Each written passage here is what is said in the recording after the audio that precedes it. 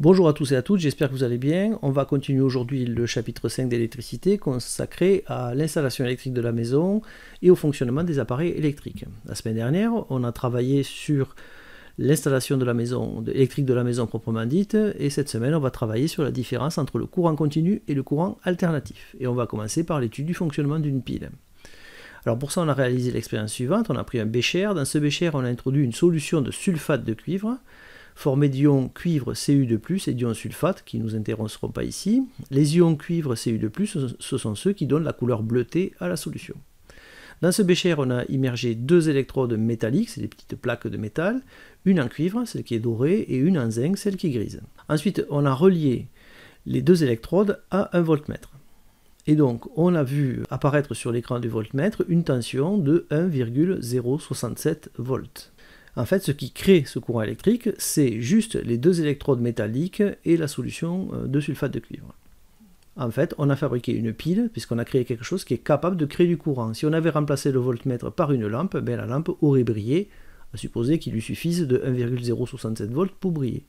Donc ce qu'on a fabriqué, en fait, c'est une pile électrochimique. Alors maintenant, on va voir l'explication. Dans la solution de sulfate de cuivre, on a des ions cuivre Cu2+. La solution de sulfate de cuivre contient des ions cuivre et des ions sulfate. Donc, les ions cuivre présents dans cette solution, en fait, ce sont au départ des atomes de cuivre qui ont perdu deux électrons. Il va falloir faire appel à vos souvenirs. On avait vu l'année dernière et on a revu cette année qu'en fait, un atome pouvait perdre ou gagner des électrons et il devenait un ion. Quand l'atome perdait des électrons, il devenait un ion positif, et quand il gagnait des électrons, il devenait un ion négatif. Donc puisqu'ici les atomes de cuivre se sont transformés en ions positifs, c'est qu'ils ont perdu chacun deux électrons. Donc au départ on avait du cuivre, ils ont perdu des électrons, ils sont devenus des ions cuivre qu'on retrouve en solution. Donc ces atomes, ces ions cuivre, vont avoir tendance à vouloir récupérer les deux électrons qu'ils avaient perdus précédemment. Et ces électrons, ils vont les voler aux atomes de zinc, qui constituent l'électrode en zinc. C'est-à-dire qu'en fait, nos ions cuivre ici vont voler ici des électrons aux atomes de zinc qui composent l'électrode. Il y a donc dans le bécher des électrons qui se déplacent de l'électrode en zinc vers l'électrode en cuivre.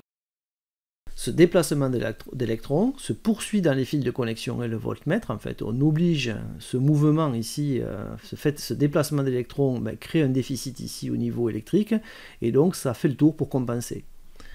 Et donc ça passe par le voltmètre. Et en fait, donc ça produit un courant électrique continu d'une tension de 1,067 volts, puisqu'on a vu que le courant électrique était dû à un déplacement d'électrons. La réaction chimique qui se déroule dans le bécher est ce qu'on appelle une oxydoréduction. Les ions cuivre, ce sont ceux qui récupèrent donc les électrons, on appelle ça des oxydants. Alors ce mot vous est familier en coiffure, puisqu'on retrouve le même phénomène quand on pratique des colorations en coiffure. Et là, l'oxydant, c'est l'eau oxygénée qui joue le rôle d'oxydant. Les atomes de zinc qui constituent donc l'électrode, eux perdent des électrons, on dit que ce sont des réducteurs. Donc en fait on a en même temps un phénomène d'oxydation et de réduction, c'est pour ça qu'on parle de réaction d'oxydoréduction. Alors on va maintenant visualiser le courant continu. On garde le même montage, c'est-à-dire on garde le bécher avec les deux électrodes, mais au lieu de relier à un voltmètre, on va relier à un oscilloscope. Alors qu'est-ce que c'est un oscilloscope? C'est un appareil qui est muni d'un écran. Il permet de visualiser comment évolue la tension dans le temps. Le voltmètre, lui, ne donne qu'une image de la tension en permanence. Certes, ça peut varier un peu, mais il n'y a pas la mesure avec le temps. Alors que là, on va carrément avoir ici, sur l'écran de l'oscilloscope, l'évolution de la tension qui se mesure verticalement quand le temps s'écoule.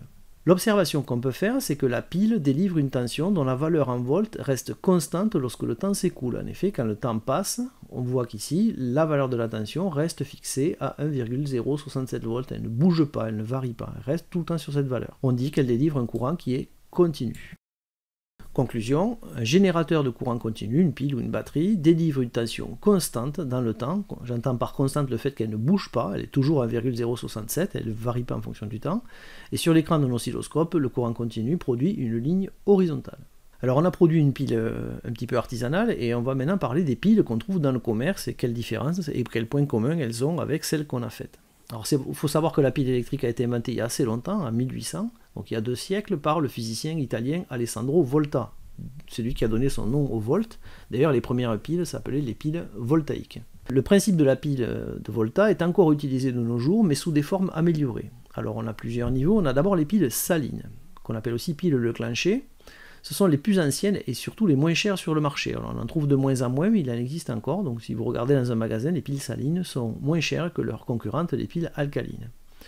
Les piles salines ont aussi une durée de vie plus courte. C'est pour ça qu'elles sont moins chères, mais elles durent moins longtemps. Elles sont utilisées dans les appareils les moins exigeants comme les réveils ou les jouets, ceux qui consomment le moins l'électricité et qui donc vont user le moins la pile. Alors voilà comment est constituée grossièrement, il y a des détails que j'oublie volontairement, mais voilà comment grossièrement est constituée une pile. Vous avez d'abord en haut cette espèce de bouton, on le voit bien quand on a une pile dans les mains, c'est la borne plus. Ensuite, plonge dans la pile une tige qui est en carbone, vous connaissez. Autour de la pile, vous avez, alors des fois il y a un plastique au-dessus, mais sous ce plastique il y a une coque métallique, elle est en zinc en fait en général. Dedans vous avez un réservoir ici qui est gris, qui contient de l'oxyde de manganèse, on trouve souvent aussi du dioxyde de manganèse, et vous avez une pâte ici dans la partie que j'ai mise en blanc, qui est en général du chlorure d'ammonium, ça peut varier, mais du chlorure d'ammonium. Et le chlorure d'ammonium c'est une solution saline, d'où le nom de pile saline. Et dessous, vous avez la borne moins. On va voir maintenant les piles alcalines. Alors les piles alcalines sont constituées exactement comme les piles salines, c'est-à-dire on retrouve exactement le même schéma. Ce qui va changer, c'est ici, c'est le chlorure d'ammonium, c'est ce qu'on appelle l'électrolyte. En fait, dans les piles alcalines, au lieu d'avoir du chlorure d'ammonium qui est une solution saline, on va retrouver de la potasse qui est un composé alcalin, d'où le nom de piles alcalines. Les piles alcalines sont plus chères que les piles salines, par contre elles ont une plus grande durée de vie. Récemment ont été inventées les piles au lithium. Dans les piles au lithium, la tige en carbone, c'est-à-dire celle-ci, est remplacée par du métal lithium, d'où le nom de pile au lithium. Ce sont les plus chères du marché, mais elles ont aussi une plus grande durée de vie, donc voilà, si vous reconnaissez ce type de piles, on va les trouver dans certains appareils, notamment les appareils auditifs, d'aide auditive par exemple, là, ce ne sont pas des plates comme ça, elles sont toutes petites, et on les trouve là-dedans, on les trouve aussi dans les thermomètres électroniques, voilà. Donc ça, ce sont des batteries assez récentes de fabrication. On va maintenant dire 2-3 mots des accumulateurs. Les accumulateurs se comportent comme des piles, mais sont rechargeables. Ça veut dire quoi? Ça veut dire qu'un accumulateur, lorsque vous l'utilisez, il délivre de l'énergie électrique exactement comme une pile. Et la différence, c'est que quand vous branchez cet accumulateur sur du courant, il va pouvoir reconstituer ses réactifs et donc se recharger. Donc quand un accumulateur fournit de l'électricité, on dit qu'il est en phase de décharge, et quand il est en train de se régénérer, quand il est branché sur de l'électricité, on dit qu'il se charge, il est en phase de charge. Alors on trouve une grande variété d'accumulateurs sur le marché. D'abord on a les piles rechargeables, on les appelle à tort des piles, en fait ce sont des accumulateurs, comme ils sont rechargeables et que ça a la forme d'une pile, on appelle ça une pile rechargeable. Ce sont des alimentations des appareils photo par exemple. On a aussi des batteries comme les batteries de téléphone portable, d'ordinateur et même les batteries de voiture sont des accumulateurs. En phase de décharge, les accumulateurs délivrent un courant continu exactement comme les piles. On va maintenant parler du courant alternatif et on va parler du principe de production du courant alternatif. Alors, je ne pouvais pas parler du courant alternatif sans parler de son inventeur qui est Nikola Tesla. Donc le courant alternatif a été inventé par le physicien serbe Nikola Tesla vers la fin du 19e siècle. C'est un véritable génie, au même titre que Albert Einstein qui est beaucoup plus connu que lui, c'est un génie assez méconnu. Il a imposé non sans mal l'utilisation du courant alternatif dans l'alimentation électrique des villes. Alors en fait il y a eu un affrontement entre Thomas Edison, qui était célèbre puisqu'il avait inventé l'ampoule électrique, qui lui voulait que les villes, c'est-à-dire les maisons, soient alimentées par du courant continu, et Tesla lui avait mis au point le courant alternatif et proposé que les villes, les maisons soient alimentées par du courant alternatif. Alors il faut savoir que le courant alternatif n'utilise pas de produits chimiques, alors que le courant continu, lui, utilise des produits chimiques. Et d'ailleurs encore aujourd'hui, on alimente les villes, les usines et les maisons avec du courant alternatif. Donc Tesla a bien évidemment gagné. Même s'il a fini dans l'oubli, il a gagné. Alors je me suis permis de vous dire que c'est un véritable génie. Pour vous donner quelques exemples, en 1898, alors il faut imaginer qu'à l'époque il n'y avait pas de télévision, il n'y avait rien du tout, il n'y avait pas d'ordinateur, voilà, il n'y avait pas encore d'avion non plus. Lui, il a rien de moins qu'inventé un robot télécommandé, c'est-à-dire il y avait un petit bateau qui maniait avec une télécommande, alors que la véritable télécommande, celle de la télévision, elle n'a été inventée qu'en 1955. Donc, je ne sais pas si vous voyez l'avance que ça représente. Il a aussi conçu le principe de fonctionnement des radars un demi-siècle avant leur mise au point réel. Alors, il n'a pas fabriqué de radar, mais il avait toute la technologie qui était derrière, qui était prête, et les radars n'ont été inventés que pratiquement 50 ans plus tard, pendant la Deuxième Guerre mondiale. Et dernière chose, je ne sais pas si vous connaissez Elon Musk, c'est le créateur de la société Tesla, qui est pionnière dans les domaines de la voiture électrique, de la voiture autonome, de l'Hyperloop, qui est une espèce de train sur coussin d'air qui pourra nous déplacer très rapidement, s'il est construit un jour. Par exemple, on pourra aller de Paris à Prague en une demi-heure. Il est pionnier aussi dans l'exploration spatiale avec SpaceX et du programme Starlink. Je ne sais pas si vous avez vu cet été, il y a eu, on a pu voir dans le ciel il y a quelques semaines, dans le ciel nocturne, de cortège, on va dire, de satellites que Tesla envoyait dans le ciel. Et donc, évidemment, Elon Musk a appelé sa société Tesla en hommage au physicien Nikola Tesla.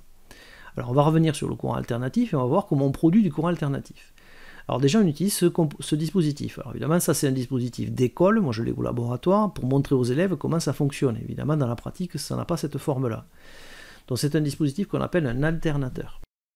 Alors un alternateur, c'est très simple, c'est une bobine de fil de cuivre. C'est-à-dire, ici, ce sont des fils de cuivre qui sont enroulés, très serrés les uns avec les autres. Et cette bobine, elle peut tourner, et ici vous avez un aimant. Et ici, on a une petite manivelle qui permet de faire tourner la bobine comme ça. Alors ce qui va se passer, c'est que si j'actionne la manivelle, c'est-à-dire je commence à faire tourner la bobine ici, la bobine va passer tantôt devant la borne plus de l'aimant, tantôt devant la borne moins. Quand la bobine passe devant la borne plus de l'aimant, celui-ci attire les électrons des atomes de cuivre de la bobine, puisque les électrons, je vous le rappelle, sont négatifs. Et je vous rappelle que plus et moins, ça s'attire. Donc la borne plus attire les électrons négatifs, donc les électrons se mettent à se déplacer dans la bobine de cuivre, et quand la bobine passe devant la borne moins, les électrons sont repoussés. Ils partent dans l'autre sens. Car si vous vous rappelez, les moins et moins, ça se repousse.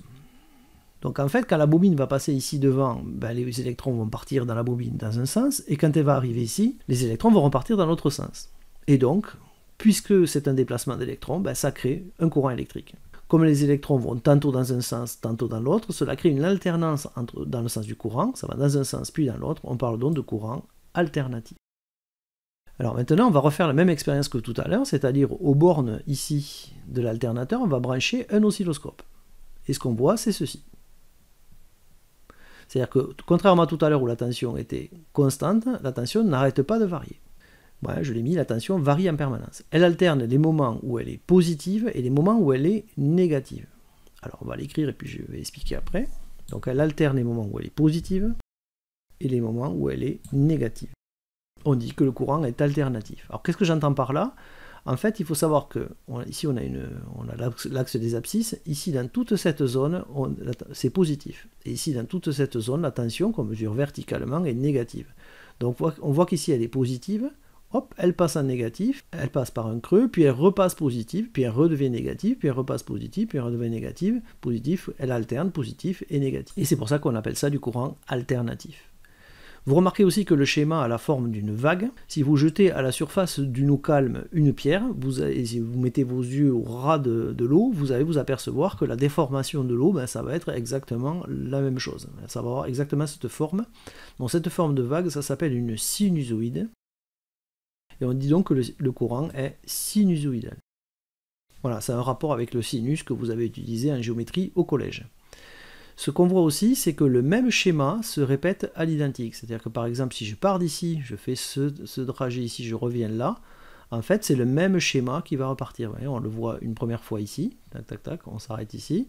On le voit une deuxième fois ici, on le voit une troisième fois ici, on le voit une quatrième fois ici. Donc en fait, c'est le même schéma qui se répète à l'identique. Et donc en fait, la durée de ce schéma, parce qu'ici vous avez le temps qui s'écoule, c'est-à-dire le temps qui s'écoule entre là exactement et là, la durée de ce schéma, en fait, ça s'appelle une période, qu'on note T majuscule. Et donc, puisque ce courant a un schéma qui se répète, on dit qu'il est périodique. En conclusion, on peut dire que le courant visualisé ici est alternatif, périodique, sinusoïdal.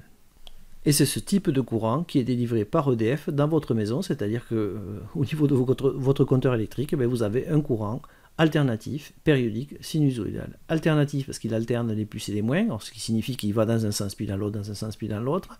Périodique puisque c'est toujours le même schéma qui se répète, et sinusoïdal puisqu'il a la forme de cette vague ici. Voilà, cette partie du cours est terminée. La semaine prochaine, nous verrons les caractéristiques du courant alternatif.